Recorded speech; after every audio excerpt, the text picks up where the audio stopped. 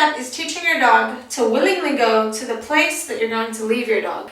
Now, the cool thing about dogs is they don't generalize well, so you can actually use your own house as the beginning new place to leave your dog. Most dogs, for example, get really stressed if you leave them in your own bathroom. So you can work on that while you're home and practice being left in different rooms in your house before you start trying to leave your dog in different places. And the more you generalize and proof for this, the easier it will be when you do go to some place strange like a hotel room. So for Tug here, it helps to have his bed or his mat. So I suggest you either have a cue to teach your dog to be left alone, or the environment is the cue for the behavior, like a situational cue.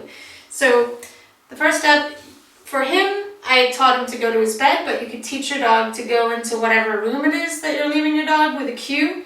So for me, I say go to bed, meaning to go in the bedroom, or go to your mat, or go in your crate, to mean go in the crate or the pen. Okay, Pop. Come on, Tug. Tug free.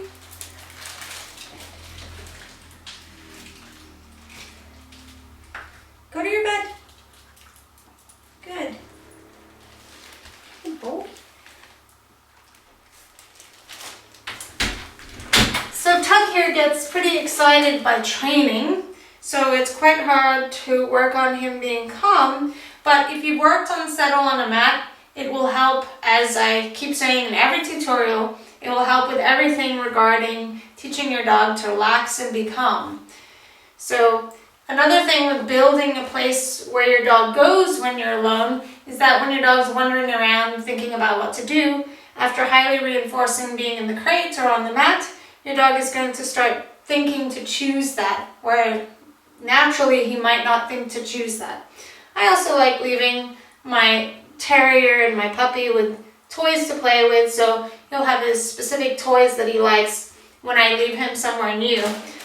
Okay, so you can see that he's really good at going to his mat or his crate. If your dog has an aversion to the room that he's left in, starting this whole game in a new room actually might help you in regards to leaving your dog where you actually do leave him. I like to create a ritual as well as add a cue to the behavior. So I will send all the dogs to wherever they're being left, then I give them a goodbye treat, and then I tell them, see you later guys, and then I promptly leave. So I have my shoes on, I have the car keys, everything's ready for me to leave, so this ritual suddenly doesn't get messed up if I have to go and do something else. If I do go and do something else, I'll say it again. I'll give them their goodbye treat, say see you later guys, and leave, which means that, relax, chill, I'll be coming back later. I suggest working on this in different rooms of your house before practicing at a friend's house or in a hotel room. So give your dog the goodbye treat, say see you later, and then go to open the door. If you have a dog that panics when you leave, you can simply open the door, say good, and give a treat before you even move to go out. So just opening and closing the door is part of the ritual, and it just means chill on the mat. Now if you have a dog with extreme anxiety, you can play the same game, but you can open the door and leave it open as you leave and come back, and reinforce your dog for just relaxing on the mat. Now Tug gets pretty excited by training, so he doesn't look very relaxed in this footage, but he can be anxious when left alone without my other dogs and in new places, so this training is really good for him. So I'm going to say, see you later, walk out. If he's still laying there, I can say good. Mark him and feed. I don't want to get him too excited.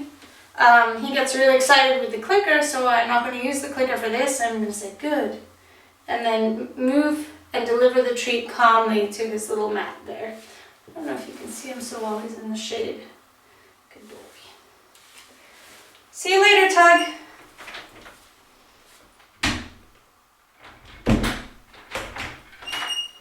Good. If you have a camera set up so you can see your dog when you're outside, you can mark before you come into the room. But if you don't know what your dog's doing, then I suggest only marking as you open the door and see that your dog is calm. If your dog's got up and is staring at the door, casually walking around is fine, but if he's right there at the door, let me out, then I suggest coming in, not giving him a treat, waiting till he goes to the mat, give him a treat, and then make it easier so you just go in and out. See you later, Tug. Good. Start the whole scenario then. Tug free. Go to your bed. Good boy. See you later, Tug.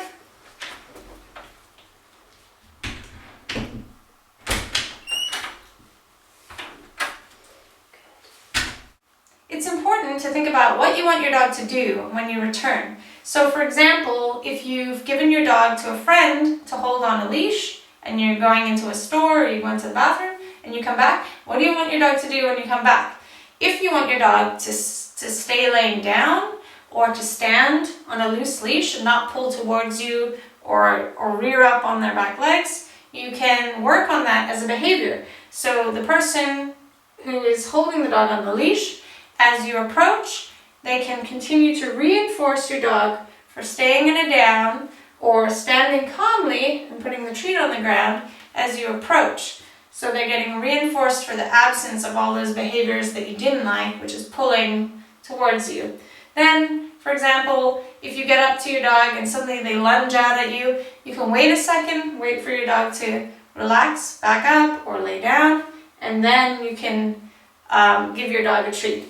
I don't suggest greeting your dog excitedly when you've been gone, because that can just lead to the anticipation of, when's she coming back? When's she coming back? I can't wait till she's so excited to see me. I would just casually come in. Maybe you say, hey, do you guys need to go to the bathroom? Or if you're somewhere out and about, you take the leash, let's go. Do you want to go sniff? And then your dog gets to enjoy sniffing rather than thinking, oh my gosh, it was so horrible when you were gone. Once your dog is comfortable with you going in and out of the room, you can start to increase the time that the dog is left alone. Now, I suggest setting up a video camera or being home while you leave your dog so that you can hear if your dog is relaxed and chilling or starting to get stressed. So if you think your dog is starting to get stressed, you can come in to the bathroom, say you're in the bathroom, your dog is like, let me out, and you just chill in the bathroom. Wait till your dog settles on the mat, and then that's when you leave. So that way you don't reinforce your dog's panicked behavior by opening the door, and your dog realizes that it wasn't so bad in here after all before leaving.